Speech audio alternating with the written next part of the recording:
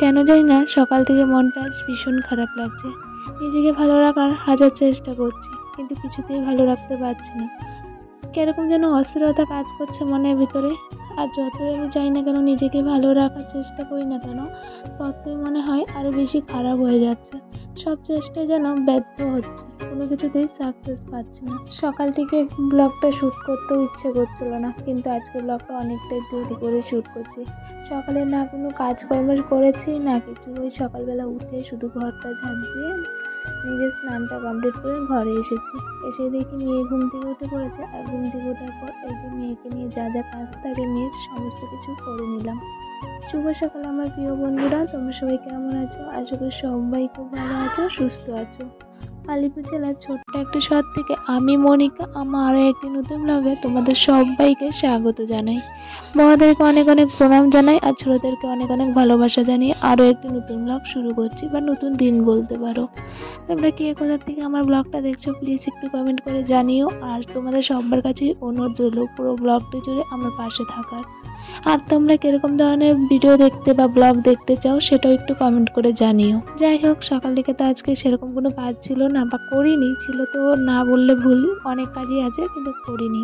শরীরটা একটুকু ভালো লাগছে না, তার সঙ্গে মনটাও ভালো লাগছে না। কেন কিসের জন্য কিচ্ছু জানি না, হঠাৎ করে কেন জানি না মনটা খুবই খারাপ লাগছে।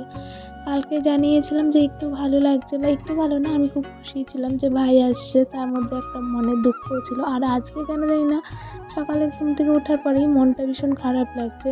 নিজেকে ভালো রাখার হাজার চেষ্টা করি, কিন্তু ওই হাজার চেষ্টায় মানে নষ্ট হয়ে যায়, মানে ব্যর্থ হয়ে যায়। কোনো কিছুতেই আর কি নিজেকে মনটাকে বা নিজেকে ভালো রাখতে পারছি না। যাই হোক, দেখো, নিজে ভালো না থাকলেও নিজেকে ভালো রাখতে হবে, যেহেতু আমার একটা ছোট্ট বাচ্চা আছে, তাকে ভালো রাখতে গেলে আগে নিজেকে ভালো রাখতে হবে, তাই না? তো দেখো, সকালবেলা ঘুম থেকে উঠে ঘরটার বাইরেটা ঝাড় দিয়ে নিয়ে নিজের স্নান টান কমপ্লিট করে ঘরে এসেছি। আসার পর দেখি মেয়ে ঘুম থেকে উঠে পড়েছে। মেয়েকে ঘুম থেকে ওঠার পর মেয়ের যা যা কাজ থাকে সমস্ত কিছু কমপ্লিট করে এখন হলো ঘরে এসে মেয়েকে সকালে খাইয়ে দিয়েছি দুধ, আর তার সঙ্গে কিন্তু মেয়ের সমস্ত সকালে কাজ বাজ কমপ্লিট করে দিয়েছি। তো আমি জানি না ঠিকঠাকভাবে আমি বয়সটা দিতে পারবো কিনা, কারণ আমার মনটা একদমই ভালো নেই। তো জানি না কতদূর আমি তোমাদের ব্লগের ভয়েসটা দিতে পারবো। যদি কোনো ভুল হয়ে যায় প্লিজ তোমরা একটু ক্ষমা করে দিও বা মানিয়ে নিও। তো দেখো, এদিকে বিছানাটা গুছিয়ে দিয়ে মেয়েকে বই দিয়ে বসিয়ে দিয়েছি। বসিয়ে দেওয়ার পর এদিকে আমি এখন ঘরটা ঝাড় দিয়ে নিচ্ছি। সকালে তো ঘরটা ঝাড় দিয়েছি, তবে এখন কেন জানি না বিছানা টিছানা ঝাড়ার পর মনে হলো ঘরটা ঝাড় দিয়ে নিই। তো সেই কারণে সমস্ত কিছু ঝেড়ে গুছিয়ে নিয়ে তারপর কিন্তু বিছানাটা ঝাড় দিয়ে নিচ্ছি। আর এদিকে ঘরটা না ভীষণ অন্ধকার লাগছিল, সেই কারণে আর কি লাইটটা দিয়ে নিলাম, নয়তো আমি ঠিকঠাক করে ব্লগটা শ্যুট করতে পারবো না, সেই কারণে। দেখো, উপরের দেওয়ালটার মধ্যে না কিছু গুণের গুঁড়ো পড়েছিল, সেগুলোও সুন্দর করে ঝেড়ে নিয়ে এখন হলো নিচটা ঝাড় দিয়ে নিলাম। নিচটা ঝাড় দিয়ে নিয়ে এখন হলো লাইটটা বন্ধ করে চলে গেছিলাম বাইরে। আবার বাইরের থেকে এসে বাইরেটা ঝাড় দিয়ে এসে ঘরে এসে হাত মুখ ধুয়ে নিয়েছি। ধুয়ে নেওয়ার পর সকালবেলা স্নান করেছি। তো মুখে কোনো ক্রিম কিছুই দিতে পারিনি, না ক্রিম দিতে পেরেছি না হলো সিঁদুরটা পরতে পেরেছি। ওই যে বিছানায় মানে স্নান করে এসে দেখি মেয়ে ঘুম থেকে উঠে পড়েছে, সেই কারণে আর কি কোনো কিছুই করতে পারিনি। তো এখন হলো মেয়েকে পড়তে বসিয়ে দিয়ে তারপর কিন্তু আমি আমার বাকি কাজগুলো করে নিয়েছিলাম, মানে ক্রিম দেওয়া, একটু সিঁদুর পরে নিলাম। পরে নেওয়ার পর মেয়েকে বই পড়াতে গিয়েছিলাম, মেয়েকে বই টই পড়িয়ে দিয়ে এখন চলে এসেছি রান্নাঘরে। আর রান্নাঘরে এসে কি রান্না করব সেটাই ভাবছিলাম। তো দেখি দুটো বেগুন আছে, মানে সবজি আছে, তবে সেই সবজিগুলো দিয়ে কী কী রান্না করবো সেটা আর কি ভাবছিলাম। যেহেতু আমি আর মাম্মাম থাকি, আর আমাদের দুজনের রান্না সেরকম আর কি বুঝে পাই না যে কী রান্না করব না করব, সেই কারণে আর কি ভাবছিলাম। তো যাই হোক, এখানে যেরকম যেটা ভেবেছি সেইগুলোই একটু রেডি করে নিচ্ছি। এখন রান্না করবো হলো বেগুন খাসি, আর তার সঙ্গে করব হলো মূলার বটি। আর মেয়ের জন্য ভাবলাম আজকে একটু সবজি দিয়ে ডাল করি, মানে ভেজ ডাল বলতে পারো, যেহেতু ভেজ ডাল বললে ভুল হবে, এটাতে তো আর মুগ ডাল নেই, এখানে আছে মুসুরির ডাল। তো এই মুসুরির ডালের মধ্যে আর কি এই সবজিগুলো যেগুলো কেটেছি সবগুলো দিয়ে একটু ডাল করব। অনেক দিন ধরে মেয়েকে ডালটা সেরকমভাবে আর কি খাওয়ানো হয় না, ওই ধরো যখন আর কি রান্না করি তখন খাওয়াই, আর না হলে আমি যে রান্না করি নিজের জন্য ওগুলোই কিন্তু মেয়েকে খাইয়ে দিই। যাই হোক, আজকে ভাবলাম যে না, মেয়ের জন্য একটু সবজি মানে ডাল করি। অনেকদিন ধরে ওকে ঠিকঠাকভাবে সবজি খাওয়ানো হয় নাই, আর ডাক্তার ওকে এখন বলেছে সবজি, শাক সবজি, ফল এগুলোই খাওয়াতে। তো সেই কারণে দেখো মেয়ের জন্য ডালটা বসিয়ে দিয়েছিলাম। ডাল সিদ্ধ হয়ে গেছে, আর এখন কড়াইয়ে বসিয়েছি ওই মোলার বটি। তো মোলার বটিটা বসিয়ে দিয়ে এদিকে দুধ নিয়ে এসেছে, ভাবলাম দুধটাও জাল করে রেখে দিই, নাহলে আবার কখন মনে থাকবে না থাকবে, সেই কারণে দুধটাও জাল করে রেখেছি। দুধটা জাল করে নেওয়ার পর এদিকে কিন্তু মোলার বটিতে একটু হলুদ আর একটু জিরের গুঁড়ো দিয়ে দিয়েছি।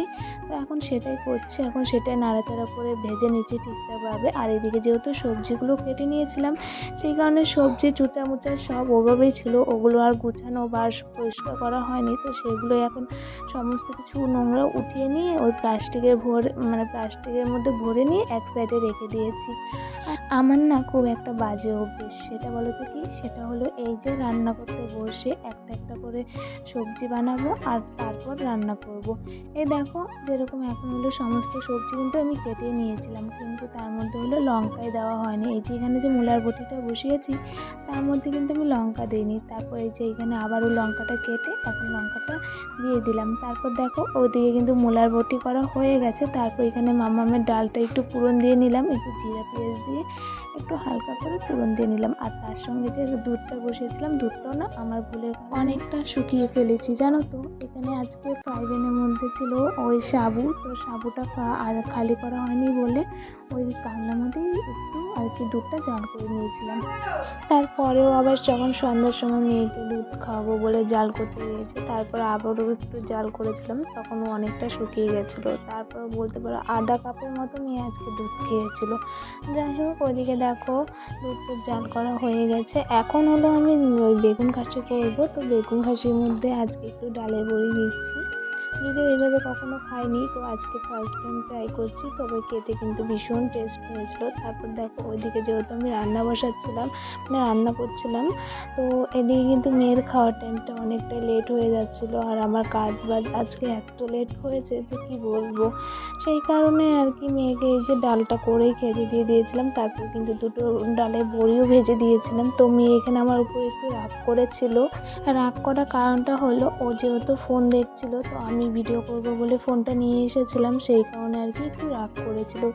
যাই হোক, ওদিকে মেয়ের রাগটা ভাঙিয়ে ওকে খাইয়ে দাইয়ে এখন ওই ঘরে শুইয়ে দিয়ে এসেছি, মানে বিছানায় শুইয়ে দিয়ে এসেছি। আসার পর দেখো এদিকে রান্না বান্না সমস্ত কিছু কমপ্লিট হয়ে গেছে। এখন হলো আমি রান্নাঘরটা পরিষ্কার করে নিচ্ছি, নয়তো আর এখন কিন্তু ঘড়িতে বাজে 2:30 বেজেই গেছে, মানে 2:30 না হলেও 2:30-র কাছাকাছি। সেই কারণে আরও বেশি তাড়াহুড়ো করছিলাম, কারণ মামাম এখনও ঘুমায়নি, ওকে শুধু আমি বিছানায় রেখে এসেছি। তো আমি জানি আমি যতক্ষণ না বিছানায় যাব ও কিছুতেই ঘুমাবে না, তো সেই কারণে বেশি তাড়াহুড়া ছিল। তারপর দেখো ওদিকে কিন্তু রান্নাঘর পরিষ্কার করে এখন চলে এসেছি কলের পাড়ে। আর এসে কিন্তু রান্না করার পর যা যা বাসন বেরিয়েছিল সেগুলো ধুয়ে নিচ্ছি।